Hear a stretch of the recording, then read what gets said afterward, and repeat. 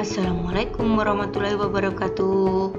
Anak-anakku kelas 5, bagaimana kabar kalian hari ini? Pasti selalu sehat dan selalu semangat dalam mengikuti pembelajaran kali ini ya. Hari ini kita akan belajar tentang sistem pernafasan pada hewan. Nah, pernafasan pada hewan apa sajakah yang akan kita bahas pada kali ini?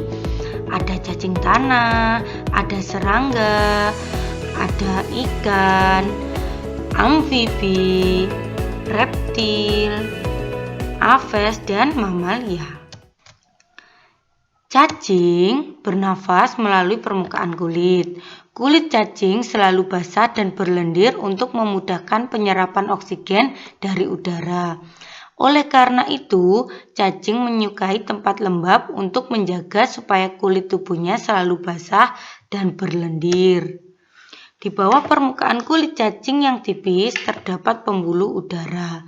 Saat udara masuk melalui kulit, oksigen diikat oleh darah. Pada darah cacing terkandung hemoglobin, sehingga mampu mengikat oksigen. Oksigen yang diikat oleh hemoglobin lalu diedarkan ke seluruh tubuh. Zat sisa pembakaran berupa karbon dioksida dan uap air. Uap air dikeluarkan dari tubuh juga melalui permukaan kulit.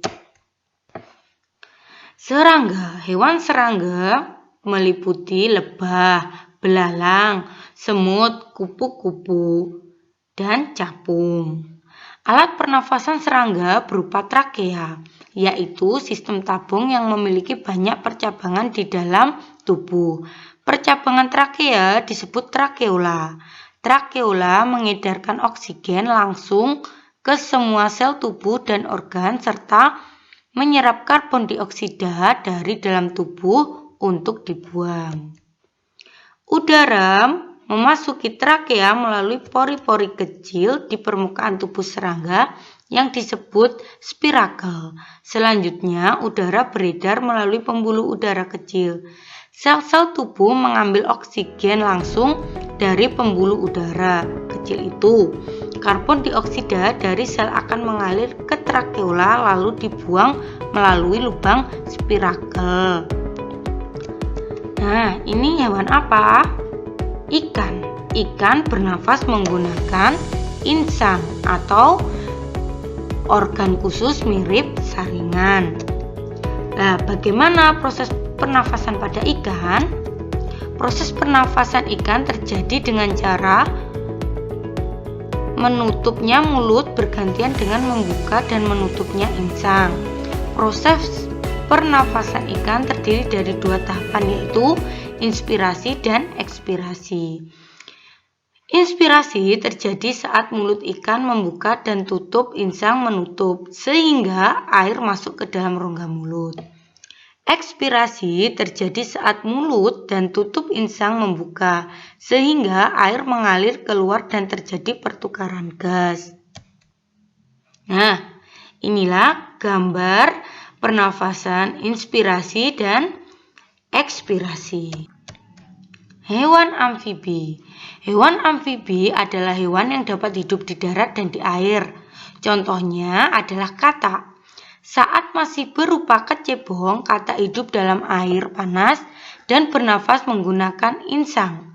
Insang kecebong terletak di luar tubuhnya dan terdiri atas lembaran-lembaran kulit halus mengandung kapiler darah. Setelah menjadi katak muda, insang mulai menyusut dan paru-paru mulai berfungsi. Katak muda pun tumbuh menjadi katak dewasa. Katak dewasa bernafas menggunakan paru-paru dan permukaan kulit. Permukaan kulit katak yang selalu basah memudahkan dalam penyerapan oksigen dari udara.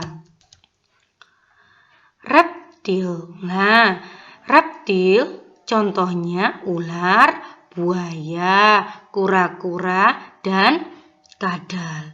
Reptil bernafas menggunakan paru-paru. Udara masuk melalui hidung, lalu ke batang tenggorokan, lalu ke paru-paru. Paru-paru pada reptil terletak di dalam rongga dada dan dilindungi oleh tulang rusuk Pada reptil yang sering berkumbang seperti buaya, lubang hidungnya dapat ditutup selama menyelam. Dengan begitu, air tidak akan masuk dalam paru-paru. Nah, contohnya bagan pernafasan pada hewan reptil sebagai Aves. Misalnya burung bernafas dengan sepasang paru-paru dan kantong udara. Burung menghirup udara sebanyak-banyaknya saat tidak terbang. Sebaliknya, saat terbang burung tidak menghirup udara. Udara dihembuskan dari kantong udara ke paru-paru. Kantong udara burung berfungsi sebagai tempat menyimpan udara. Saat tidak terbang, burung menghirup udara sebanyak-banyaknya.